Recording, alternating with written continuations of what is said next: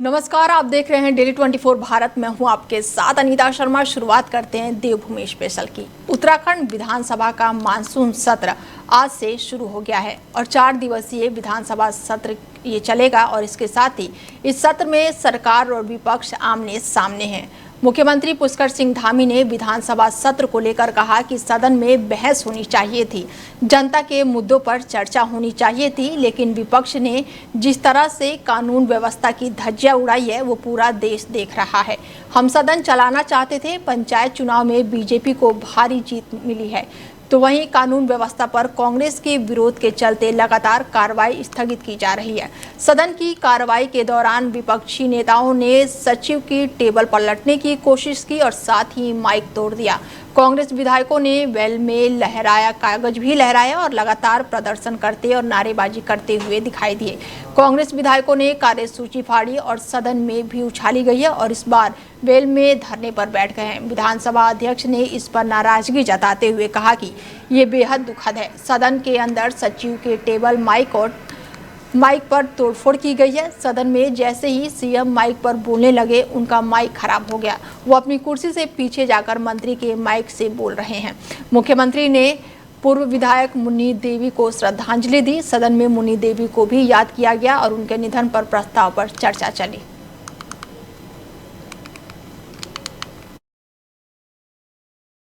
निवेदन कर रही हूँ, प्रॉपर्टी को नहीं तोड़िए। बहुत गलत बात है, बहुत गलत बात है। प्रॉपर्टी मत तोड़िए। बहुत आपकी भी प्रॉपर्टी है, उत्तराखंड की प्रॉपर्टी है, उत्तराखंड की जनता की प्रॉपर्टी है। आप मत तोड़िए उसको मत तोड़िए। उत्तराखंड की जनता के पैसे से बना हुआ ये सदन है, जनता के पैसे से बना हुआ सदन है। नहीं, गलत बात। तोड़िए नहीं, प्रॉपर्टी को मत तोड़िए। उत्तराखंड की जनता के बहुत गाड़ी कमाई से ये बना है, मत तोड़िए। आपसे निवेदन है, मत तोड़िए। उत्तराखंड विधानसभा के मानसून सत्र की हंगामेदार शुरुआत हुई, जहां पूरे प्रश्नकाल प्रदेश में पंचायत चुनाव में कथित धांधली और बिगड़ती कानून व्यवस्था के मुद्दों पर तत्कालीन चर्चा कराए जाने की मांग पर अड़े मुख्य विपक्षी कांग्रेस के सदस्यों के शोर शराबे की भीड़ चढ़ गया। नारेबाजी और हंगामे के बीच कांग्रेस सदस्यों ने विधानसभा सचिव की मेज तक पलट दी, जिस कारण सदन की कार्रवाई बार बार स्थगित करनी पड़ी और प्रश्नकाल नहीं हो सका। कांग्रेस के हंगामे पर मुख्यमंत्री पुष्कर सिंह धामी ने कहा कि आज जो भी सदन में हुआ वो बहुत ही दुर्भाग्यपूर्ण है। इस मानसून के समय में, आपदा के समय ये विचार हुआ कि सदन में चलनी चाहिए, ये हमारी और साथ ही हमारी भावनाओं का केंद्र है। सभी लोग बहुत मुश्किल से तमाम जगहों पर सड़कों टूटी हुई है, उसके बावजूद भी यहाँ पहुँचे हैं। और इस दौरान मुख्यमंत्री पुष्कर सिंह धामी ने आगे कहा कि हम जनहित में कानून ला रहे हैं, जिसमें राज्य के विकास के लिए हमारा अनुपूरक बजट भी शामिल है और ये उन लोकतंत्र सेनानियों का भी सम्मान करते हैं जिन्होंने आपातकाल के दौरान कारावास और कष्ट सहे। हम अल्पसंख्यकों के कल्याण के लिए व्यापक कानून पेश कर रहे हैं, जिससे न केवल एक समुदाय या मुस्लिम समुदाय को लाभ मिलेगा, बल्कि अरब, फारसी, सिख, बौद्ध, जैन और अन्य सभी अल्पसंख्यक समुदाय को भी लाभ मिलेगा। देखिए, हम अपनी जो जनता की हित के निर्णय, जो विधेयक है, जो हमारा अनुपूरक बजट है, जिससे हमारे राज्य का विकास होना है, हम लोकतंत्र सेनानी जिन्होंने आपातकाल के समय में जिन्होंने जेल काटी थी, अनेक यातनाएं सही थी, उनके लिए विधेयक लाने वाले हैं।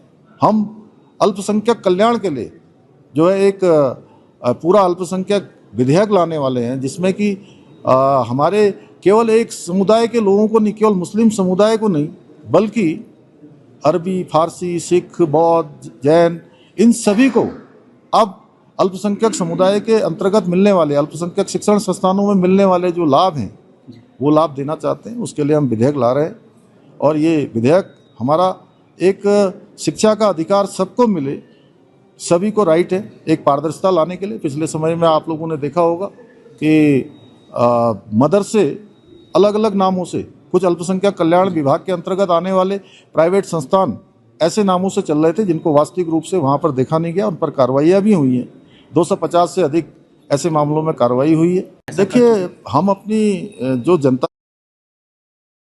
उत्तर प्रदेश के सचिव मंत्री बता दें कि उत्तर प्रदेश के सिंचाई मंत्री स्वतंत्र देव सिंह आज हरिद्वार दौरे पर रहे, जहां उन्होंने भीमगोड़ा बैराज का निरीक्षण कर अधिकारियों से गंगा नदी के पानी को लेकर जानकारी ली। और इस दौरान उत्तर प्रदेश के सिंचाई मंत्री ने कहा कि उत्तर प्रदेश के जिन जिलों में बाढ़ से किसान और स्थानीय लोगों को नुकसान हुआ, उसके लिए सरकार हर संभव मदद करेगी।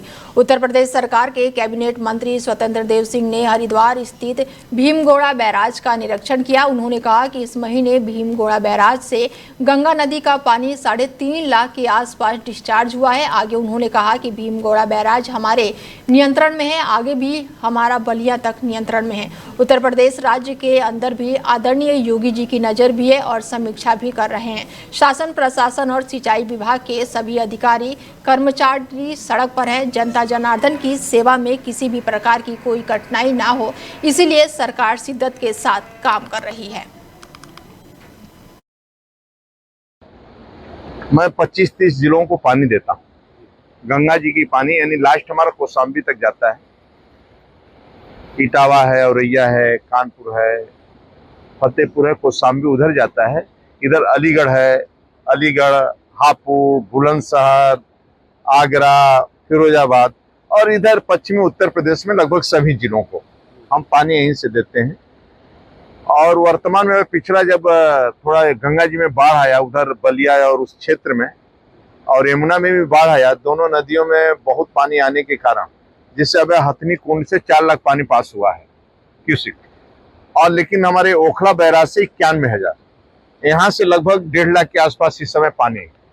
जब समय बाढ़ आया था 3.5 लाख के आसपास निकला था, इस समय 1.5 लाख पर है। मसूरी में उत्तराखंड राज्य आंदोलन के महानायक उत्तराखंड के गांधी कहे जाने वाले इंद्रमणि बडोनी की पुण्यतिथि पर मसूरी वासियों और सामाजिक संगठनों ने भावविहीन श्रद्धांजलि अर्पित की। आयोजित इस कार्यक्रम में न केवल उन्हें याद किया गया, बल्कि उनके अधूरे सपनों को पूरा करने का संकल्प भी लिया गया। बता दें कि बुजुर्ग और पौड़ी के प्रेक्षागृह के समान आमरण अनशन तक तत्कालीन सरकार को हिला दिया था, और वो कोई सामान्य व्यक्ति नहीं थे, वो थे इंद्रमणि, पहाड़ की आत्मा की आवाज, जिसने 1994 में राज्य सरकार को निर्णायक मोड़ पर पहुंचाया।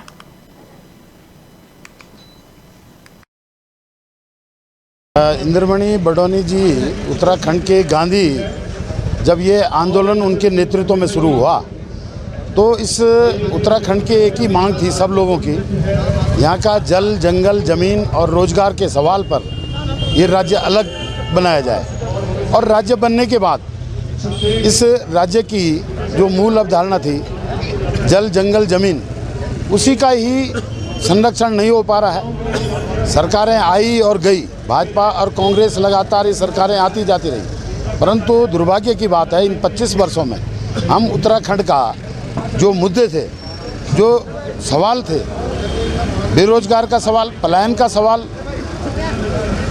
जल, जंगल, ज़मीन का सवाल, उस पर आज उत्तराखंड के लोगों का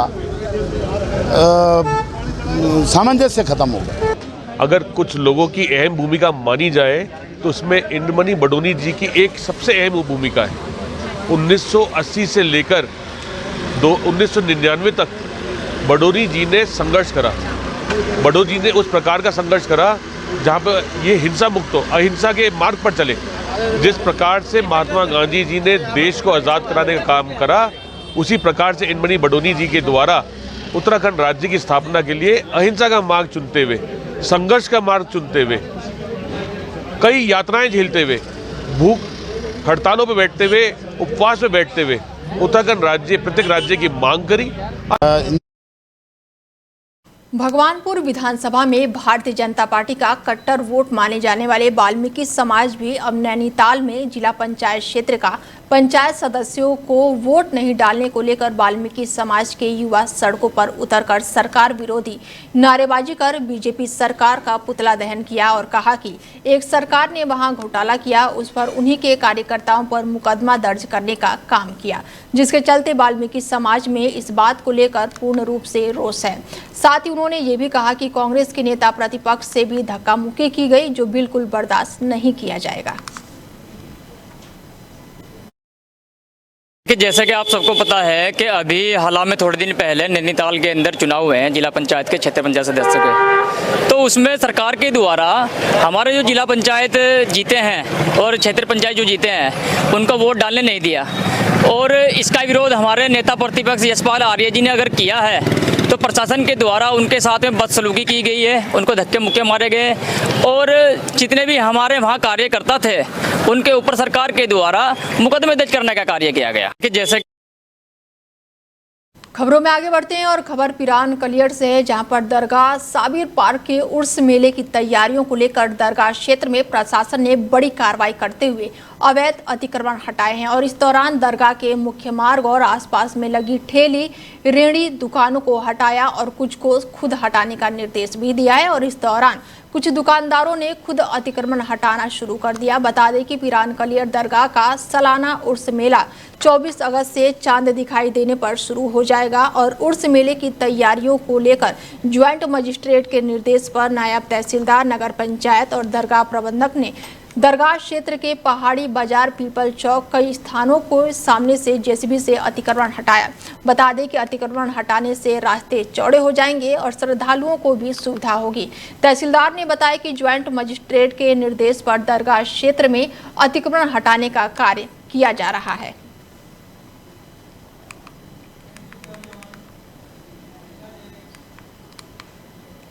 भगवानपुर विधानसभा के कैंप कार्यालय उद्घाटन के मौके पर पहुंचे भीम आर्मी के राष्ट्रीय अध्यक्ष ने मीडिया से बातचीत करते हुए बीजेपी और कांग्रेस पर जमकर हमला बोला। उन्होंने कहा कि दलित और मुसलमानों को विचार करने का वक्त है कि उनके लिए भीम आर्मी ही हर जगह तैयार खड़ी हुई है। वहीं सत्तारूढ़ दल बीजेपी पर सिर्फ स्वर्ण हिंदुओं के लिए सियासत करने का आरोप लगाया है। उन्होंने कहा कि जब किसी नए दल का उदय होता है तब कांग्रेस बीजेपी नए से मुद्दा पैदा कर देते हैं और वोट चोरी अब से पहले 2014 और साथ ही 2017 में भी हुई थी और वोट चोरी मुस्लिम, दलितों और पिछड़ों की ही हुई है। उन्होंने कहा कि भीम आर्मी का वोट बैंक कम नहीं है, ना ही कार्यकर्ता कम है और ना ही उनके लोग कम पढ़े लिखे हैं। इसीलिए महागठबंधन के साथ साथ गठबंधन में नहीं लिए जाते हैं तो वो सभी का समीकरण बिगाड़ने का दम रखते हैं।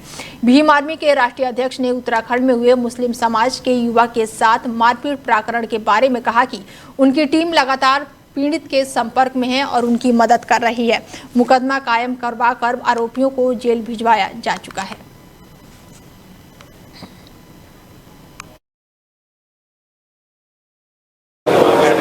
और जनता इस बात को लेकर बैठी हुई है, जब 2027 में चुनाव होगा जनता इन्हें मुंह तोड़ जवाब देगी। इन्होंने पार्टियों का भी जरा बेकार कर दिया है, तो अपने आप को राजा मान रहे हैं।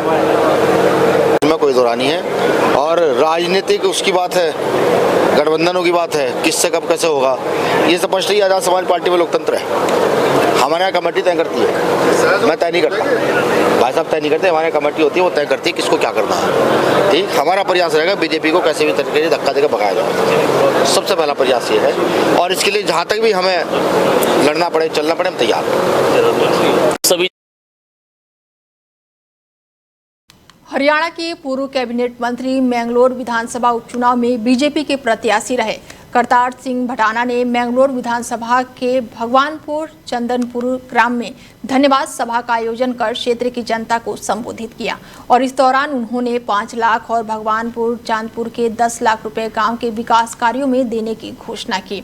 मैंगलोर विधानसभा उपचुनाव के बीजेपी प्रत्याशी रहे करतार सिंह भटाना ने कहा कि मैंगलोर विधानसभा उपचुनाव में क्षेत्रीय जनता ने उन्हें अपना बहुमूल्य वोट और स्नेह दिया है, जिसके लिए वो जीवन भर क्षेत्रीय जनता के कर्जदार रहेंगे।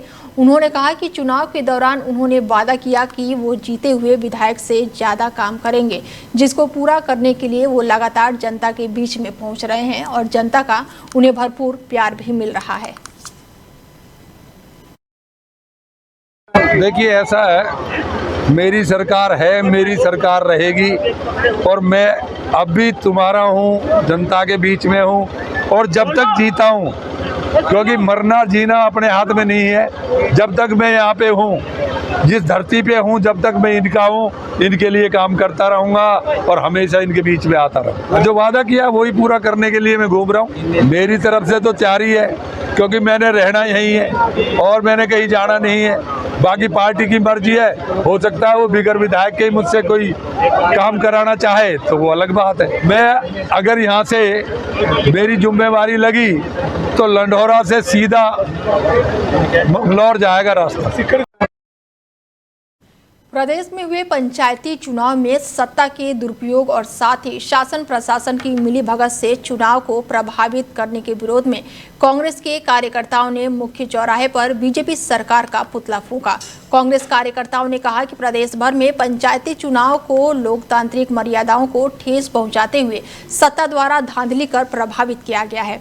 कांग्रेस के कार्यकर्ताओं ने कहा कि नैनीताल जिला पंचायत अध्यक्ष के चुनाव के दौरान खुलेआम शासन प्रशासन की मिलीभगत से पुलिस की मौजूदगी में जिला पंचायत सदस्यों का अपहरण किया गया है और उनके साथ मारपीट की गई है, खुलेआम फायरिंग की गई है। उन्होंने कहा कि बाजपुर, गदरपुर द्वारा रुद्रप्रयाग और सभी जगहों पर बीजेपी के दबाव पर धांधली का आरोप लगाया गया है और कहा कि राज्य सरकार की जिम्मेदारी निष्पक्ष और शांतिपूर्ण चुनाव कराने की होती है, लेकिन सरकार खुद चुनाव में हस्तक्षेप कर रही है। कानून व्यवस्था बनाए रखने की वजह सत्ता पक्ष ने गुंडागर्दी और अराजकता को बढ़ावा दिया है। 14 तारीख को जिस तरह बीजेपी ने नैनीताल में कैसा खुला गुंडा राज किया है, सरेआम जो कांग्रेस के पक्ष के जनप्रतिनिधि जीते थे उनको जबरदस्ती वहां से हमारे नेताओं के बीच में से उनको फेंक के धक्का मुक्की करके और उनको छीन के ले गए हैं। माननीय नेता प्रतिपक्षी के साथ भी धोखा किया, उनको जो है मारपीट की और उनके साथ खेचातानी की और नेता हमारे बुजुर्ग थी उनके भी साथ उन्होंने बुरा व्यवहार किया और हमारे सुमित भाई उनके साथ भी गलत और पुलिस जो है मुख दर्शन बनी रही। पुलिस ने बिल्कुल भी सहायता नहीं की और जो इन्होंने खुला गुंडा राज करके जो है अपनी वोट चोरी करके अपने जिला पंचायत उठा के ले गए हैं। ये बिल्कुल बीजेपी का खुला गुंडा राज है, इसका हम सब विरोध में खुला फूका गया। फिलहाल देवभूमि स्पेशल में मेरे साथ इतना ही, दीजिए इजाजत।